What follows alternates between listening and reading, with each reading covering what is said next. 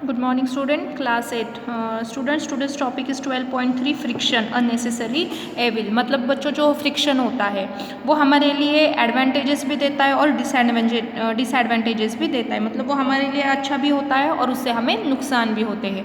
तो सबसे पहले हम उसके एडवांटेजेस देखेंगे। Recall now some of your experiences. Is it easier to hold a kulhad, earthen pot और ग्लास टम्बलर। देखो बच्चों, हमें जब अर्दन पॉट पकड़ते, ग्लास कुछ भी पकड़ते तो बच्चों वो हमारे लिए हम उसे बहुत ही इजीली पकड़ते। मतलब रोज के डेली बेसिस पर देखो बच्चों, हम ग्लास से पानी पीते हैं, कप से चाय पीते हैं, तो उसे पकड़ने के लिए भी हमें फ्रिक्शन की बच्चों ज़रूरत पड़ती है। Suppose the outer surface of the tumbler is greasy और has a thin layer of cooking oil on it, would it become easier और more difficult to hold it? Just think. देखो बच्चों, जो ग्लास से पानी आप पी रहे हो वो ग्लास अगर बहुत ज़्यादा ग्रीसी हो और आप जो खाने में तेल यूज़ करते हो अगर वो ऑयल उस पर चढ़ा हो बच्चों, तो वो पूरा जो ऑयल है वो अगर ग्लास पे हमने उसका सरफेस लगा दिया बच्चों, तो हमें उसे पकड़ना बहुत ही डिफ़िकल्ट होगा, क्योंकि उसमें फ्रिक्शन ही नहीं होगा। और फ्रिक्शन के वजह से, कम फ्रिक्शन की वजह से वो ग्लास और वो जो कप होगा वो हमारे हाथों से फिसलेगा। तो वो यहाँ पर हमें क्या पता चलता है बच्चों, जो फ्रिक्शन होता है वो हमारी जो डेली बेसिस है उस पर हमारे लिए वो इम्पॉर्टेंट होता है।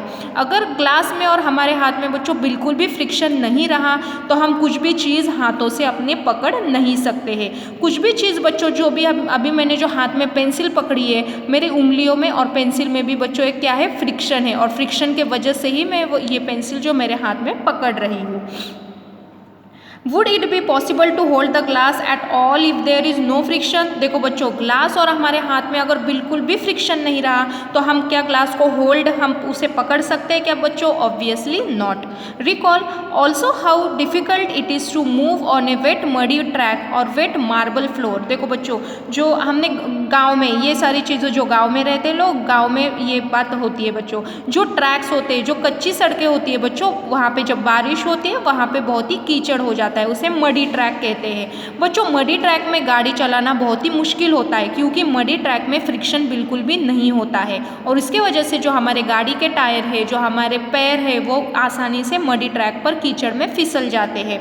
और बच्चों समझो कोई टाइल्स है, टाइल्स अगर वो वेट है, वेट मतलब क्या, गीला, कभी कभी टाइल्स पर जो चमकीली टाइल्स होती है अगर उस पर हमारे से पानी गिर जाए बच्चों, तो वो जो मार्बल होती है वो बहुत ही स्मूथ बन जाती है और वहाँ पे फ्रिक्शन बहुत कम हो जाता है और वहाँ पर हमें फिसलने के चांसेस बहुत ज़्यादा होते हैं। Can you imagine being able to walk at all if there were no friction? देखो बच्चों, आप इमेजिन कर सकते हो अगर हमारे पैरों में और हमारे रास्ते में जो हमारा सरफेस है उस पर बिल्कुल भी फ्रिक्शन नहीं रहा तो हम आसानी से चल सकते हैं क्या बच्चों? Obviously not. हम कंटिन्यूसली फिसलते रहेंगे।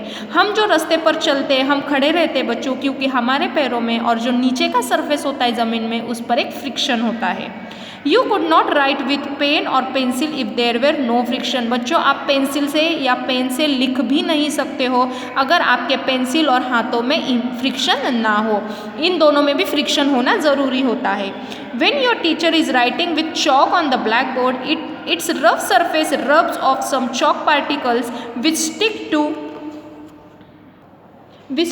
The board. देखो बच्चों, जब आपके टीचर ब्लैक बोर्ड पर लिखते हैं बच्चों, तो आपको पता है वो उनके हाथों में चौक लेते हैं और फिर वो बोर्ड पर लिखते हैं। तो बच्चों चौक में और बोर्ड में भी फ्रिक्शन होता है, तब जाके वो लिख पाते हैं। अगर चौक में और बोर्ड में बिल्कुल भी फ्रिक्शन ना हो बच्चों, तो वो जो चौक है वो कंटिन्यूसली फिसलता रहेगा और हम लिख नहीं पाएंगे। Could it happen if there were no friction between the chalk and the board? देखो बच्चों, ये मतलब पॉसिबल हो सकता है कि अगर चौक में और बोर्ड में फ्रिक्शन ना हो तो बच्चों हम लिख नहीं पाएंगे। It will be not possible. If an object started moving it would never stop if there were no friction. देखो बच्चों, कोई भी चीज़ अगर मूव करने लगी तो वो कभी स्टॉप ही नहीं होगी अगर उन दोनों में फ्रिक्शन ना हो।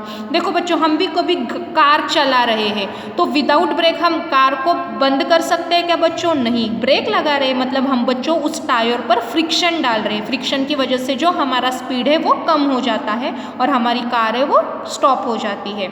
Had there been no friction between the tires of the automobiles and the road, they could not be started or stopped or turned to change the direction of motion। देखो बच्चों, जो हमारे ट्रक्स होते हैं, containers होते हैं, car होते हैं, बाइसिकल्स होते हैं, उनके टायर में और जो रास्ता होता है बच्चों उसमें भी फ्रिक्शन होता है। फ्रिक्शन की वजह से वो कभी चल ही नहीं पाएंगे और वो कभी स्टॉप नहीं हो पाएंगे।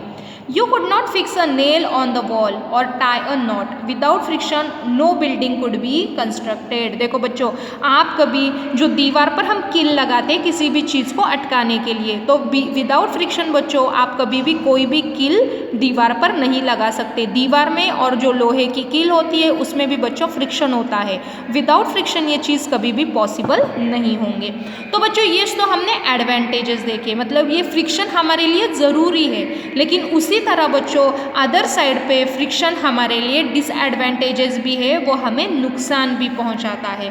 तो बच्चों इसी पिक्चर में आप देख सकते हो soles of shoes wear out due to friction. देखो बच्चों बहुत सारे देखते हैं हम छोटे बच्चों के, बड़े लोगों के जो शूज़ होते हैं बच्चों वो नीचे से ऐसे खराब हो जाते हैं, कभी कभी इसमें होल्स भी हो जाते हैं। तो ऐसे होल्स क्यों हो जाते हैं बच्चों, ऐसे क्यों फट जाते हैं? क्योंकि बच्चों आप ये शूज़ पहनकर इतना चलते हो, ये शूज़ का सोल, ये शूज़ का जो सरफेस और ज़मीन के सरफेस में बच्चों चल चल के बहुत ज़्यादा फ्रिक्शन पैदा होता है, और फ्रिक्शन की वजह से ये जो शूज़ होते हैं ये ख़राब हो जाते हैं और उससे हमें नुकसान होता है। On the other hand friction is an evil too. देखो बच्चों हमने तो एडवांटेजेस देखे, अगर इससे हमें नुकसान भी है। It wears out the material whether they are screws, ball bearing और सोल्स ऑफ शूज़। देखो बच्चों ये हमारे मटेरियल को ख़राब कर देते हैं, चाहे वो लोहे की कील हो, बॉल बेरिंग्स हो, बॉल बेरिंग ज़्यादातर मशीनों में यूज़ होते हैं बच्चों, और अपने शूज़ के सोल हो, ये उन्हें उनके मटेरियल को ख़राब कर देते हैं।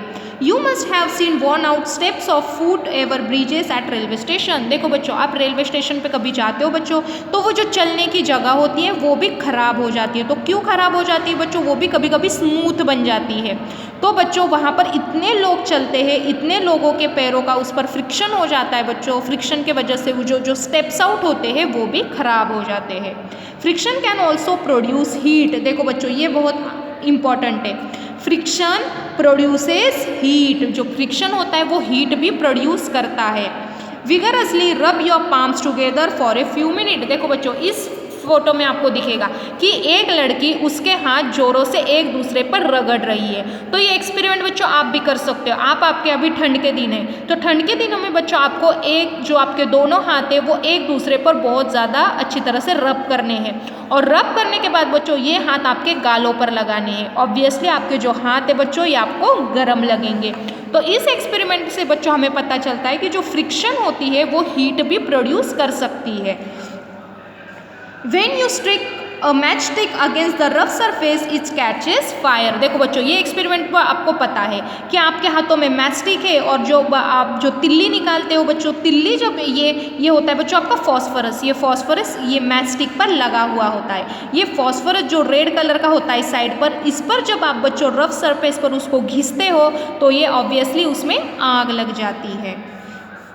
You might have observed that the jar of a mixer becomes hot when it is run to a few minutes। देखो बच्चों आपके ये एक्सपेरिमेंट आप आपके मम्मी के साथ कर सकते हो। जब आपकी मम्मी मिक्सी, कोई भी चीज़ मिक्सी चलाती है बच्चों, तो ऊपर का जो ढक्कन होता है, ऊपर का जो बर्तन होता है बच्चों जिसमें हम सामान डाल के मिक्स करते हैं, वो थोड़ी देर के बाद आपको गर्म महसूस होता है, ताकि जो अंदर फ्रिक्शन होता है, फ्रिक्शन के वजह से आपका जो बर्तन है वो गर्म हो जाता है।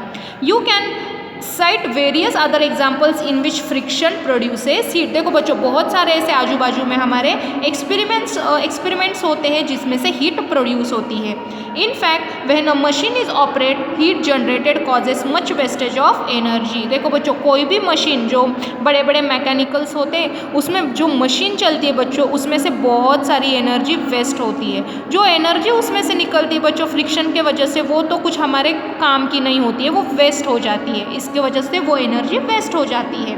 We shall discuss the ways of minimising friction in the following section. देखो बच्चों जो ये बेफालतू की जो फ्रिक्शन पड़ती है बच्चों, वो फ्रिक्शन हम कैसे कम करा सकते हैं, इसके भी उन्होंने हमें पॉइंट्स दिए हैं। इंक्रीजिंग एंड रिड्यूसिंग फ्रिक्शन, मतलब हम फ्रिक्शन कैसे कम कर सकते हैं, ये हम बच्चों कल देखेंगे। Thank you.